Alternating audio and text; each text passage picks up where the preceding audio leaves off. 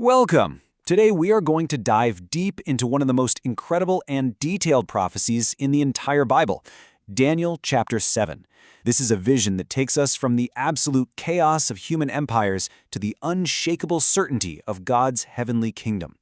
This explainer, by the way, is brought to you by the You Need Faith in Jesus team. Let's get into it. So just think about that for a second. What could a man like Daniel possibly see that would physically change the way he looked? Something that would trouble him so profoundly. This wasn't just some bad dream.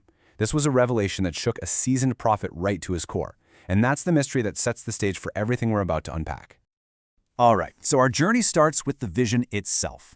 Now, you might remember from chapter 2, world empires were seen from a human point of view, like this grand, magnificent statue made of precious metals. But here, in chapter 7, God pulls back the curtain. He shows us his perspective. And where we see power and glory, God reveals their true nature, savage, predatory beasts crawling out of a chaotic sea. Let's break this down a bit. In the Bible, the Great Sea often symbolizes the restless, churning nations of humanity. And the four winds? Well, that points to divine power, God's judgment stirring things up, shaping the course of history. And right out of this divinely orchestrated chaos, four very different world powers are about to emerge. So who exactly are these four beasts? Well, this vision isn't random at all. Each beast is a super precise symbol for a major world empire. Let's decode them one by one. What's just fascinating here is how perfectly the symbolism lines up with history. First up, you've got the lion with eagle's wings. That's Babylon, majestic and incredibly swift in its conquests. Then comes the bear, raised up on one side, which perfectly pictures the Medo-Persian Empire, with Persia being the stronger partner. And those three ribs in its mouth? They represent its three major conquests. Finally, the four-headed leopard, a perfect image for the Grecian Empire under Alexander the Great, famous for its lightning speed, which, just as the vision shows, was divided into four kingdoms after he died. Okay, so after those first three, something completely different shows up.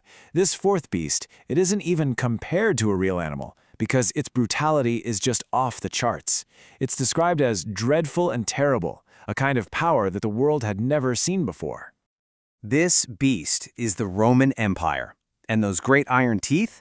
That's a direct link back to the iron legs of the statue in Daniel chapter 2, symbolizing its crushing, relentless power. See, this empire doesn't just conquer, it devours, it breaks everything into pieces, and it stamps out any and all opposition. We're talking about a whole new level of total, brutal dominion.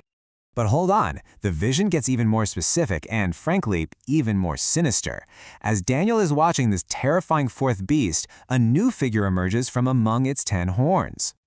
Now, this is not just another king. The eyes, like the eyes of man, tell us he's got this cunning, intelligence, and the mouth speaking great things, that points to an unbelievable arrogance and blasphemy. This is a leader who is both incredibly shrewd and completely defiant against God. And let's be clear, there's no mistaking who this is. This little horn is the prophetic figure we know as the Antichrist. He's going to rise out of the final version of this fourth empire, grabbing power by force and setting himself up in direct opposition to the Most High God. And this is where the vision gets truly chilling for believers. This leader isn't just a political figure. He will actively hunt and persecute God's people, the saints. And for a time, it's going to look like he's actually winning. This right here sets the stage for the most dramatic shift in the entire vision. Just as the chaos and the persecution on Earth are hitting their absolute peak, the scene suddenly shifts. The camera, if you will, pans from the fury of the beasts on Earth straight up to the absolute authority and majesty of the court in heaven. Wow, what an image! All the earthly thrones are torn down, and God the Father, the Ancient of Days, takes his seat. His appearance just radiates purity, wisdom, and fiery judgment. This is the moment where all earthly power is officially put on notice. So this is the crucial turning point, the pivot from chaos to control. It's this powerful reminder that no matter how terrifying things might look down here on Earth, God is still on his throne. The court is in session, the books are opened, and the final judgment is about to be handed down. Now, with judgment set, the vision reveals the final, ultimate solution to all this chaos. A new ruler arrives on the scene, but he doesn't rise from the sea of humanity like the beast did. No, he comes from the clouds of heaven. This is one of the most incredible moments in all of Old Testament prophecy. I mean, the title Son of Man and the fact that he arrives with the clouds of heaven, these are unmistakable signs of a divine being. And we see this figure being brought right before God the Father to receive his authority. And we know exactly who this is. Jesus Christ. The Son of Man was the very title he used for himself most often. Right here, Daniel gets a preview of Christ receiving the kingdom from the Father, an everlasting dominion that will never, ever be destroyed. What a stark contrast to those temporary beast-like empires of the world. But wait, what about that terrifying period of persecution? The prophecy actually gives us a specific time frame, a time and times and the dividing of time. Now, this phrase is widely understood to mean 3.5 years of intense tribulation. But here's the crucial point. Even the Antichrist's reign is limited. He's on God's clock, not his own. And this is the ultimate climax of it all. The final victory isn't just for Christ. The promise is that the kingdom, all of it, will be given to the people of the saints of the Most High. This is our glorious assurance that those who endure through the difficult times will share in his eternal reign. So what does all this mean?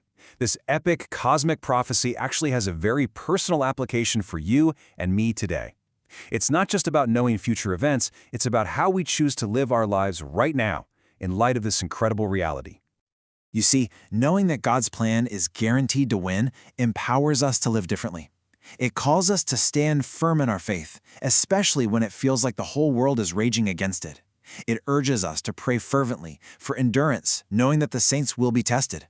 And above all, it commands us to trust in God's absolute sovereignty, because the Ancient of Days is on his throne, and the Son of Man is coming. We really hope this devotional explainer has given you a clearer, deeper understanding of the profound hope and certainty we can find in Daniel chapter 7. Again, this explainer was brought to you by the You Need Faith in Jesus team. And that really leaves us with one final thought to ponder. Everything we see around us, all the powers, the governments, the cultures, it's all temporary. The vision of Daniel 7 is asking us a very direct question. Are you living for the kingdom that will never fade away?